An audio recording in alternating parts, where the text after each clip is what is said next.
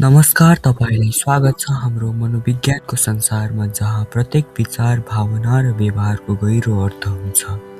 हामी यो च्यानलमा साइकोलोजीका केही विषय लिएर त्यसलाई डिस्क्राइब गर्न खोज्नेछौँ। आजको हाम्रो पहिलो टपिक रहन्छ OCD, obsessive compulsive disorder.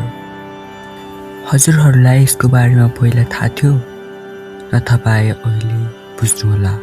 Obsessive compulsive disorder भनेको एक मानसिक स्वास्थ्य अवस्था हो जसमा व्यक्तिलाई अनावश्यक विचारहरू हुने हुन्छ र ती विचारले ल्याउने चिन्ता कम गर्न वा नियन्त्रण गर्न बाध्यकारी व्यवहारहरू गर्नुपर्छ भन्ने महसुस हुन्छ।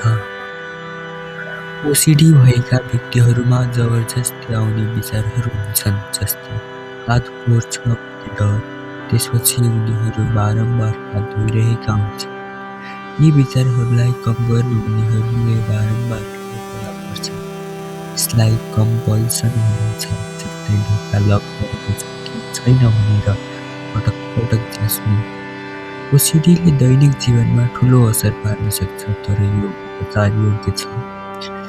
काउन्सेलिङ, थेरापी र कहिलेकाहीँ औषधि प्रयोग गरेर सुधार सम्भव हुन्छ।